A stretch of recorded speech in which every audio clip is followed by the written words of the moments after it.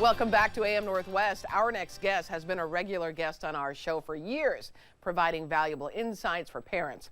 And now his new book is out to offer even more help. We welcome back the author of Staying Connected with Your Teen, family therapist Yshai Boussi. Good to see you again, Yshai. Great to be here. You have been a therapist for like 20 years, something like that? Over 20 years. Yeah. So why did you decide to write a book? Well, I have been, over these 20 plus years, I have met with hundreds, thousands of teenagers, parents. I've given workshops and trainings. And over that time, you start to see patterns of what's helpful and what's not helpful. Right. You get some common questions, you start to get feedback. And so over time, I've just been able to kind of catalog like sort of the most useful elements of therapy and workshops and trainings. So I've put that together in a book, sort of like based on what parents are telling me is the most helpful elements of their work with me.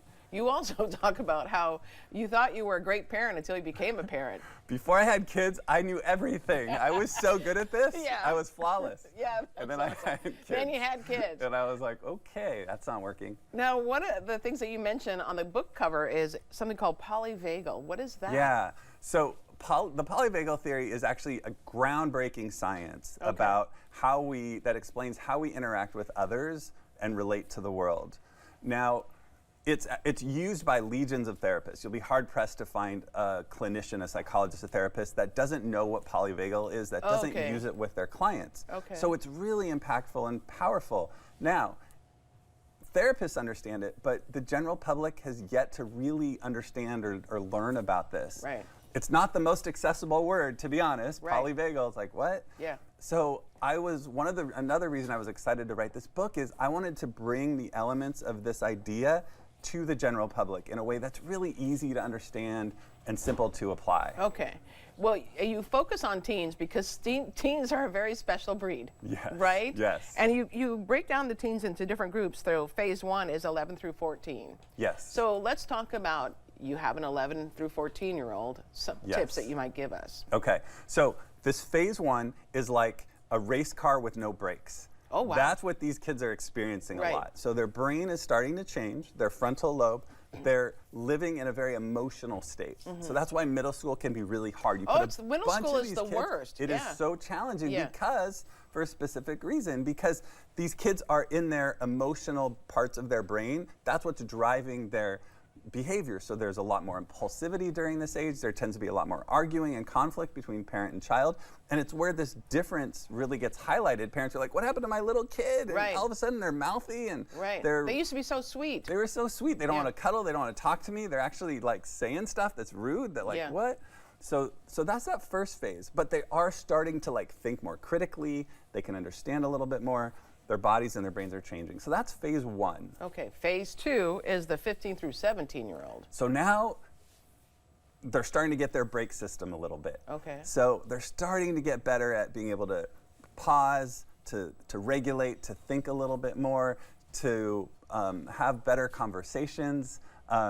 Their ability to think critically for humans is at its max capacity at 16. So by the time teenagers are 16, they can think, they can learn, they score just as high on cognitive tests as they ever will. Oh, wow. So that's why they learn so fast. They learn really fast during adolescence, and they understand a lot more than we think. Now the difference though is like, well, why can't they just do everything we can do? Because they clearly can't yet. Is because they're much more susceptible. Dad was laughing over here. Yeah, gotcha. They're much more vulnerable to like the impact of sleep deprivation and stress than adults are. Okay. So that's a difference. They're just as intelligent, but they're a lot more prone to like struggling with lack of sleep and stress. And 18 and up. So this is often referred to as emerging adulthood. So adulthood is when is a culturally defined milestone. It's like marriage or family or children, or you have a career for life, you're like settled. Yeah. That used to be 25, 24, 20. Now it's like 30 plus, right? And that's not a bad thing. A lot of people are like, oh my God. But we are parenting more and more way past 18.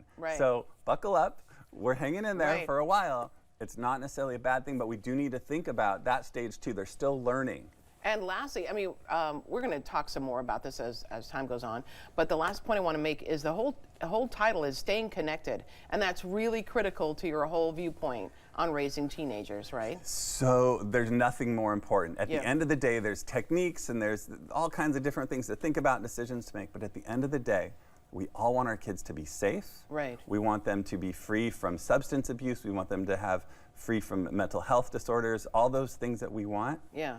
The number one way we inoculate them, we protect them from that, is through a meaningful and healthy connection with a parent or caregiver. Yeah. That's the best way to protect and keep our kids safe.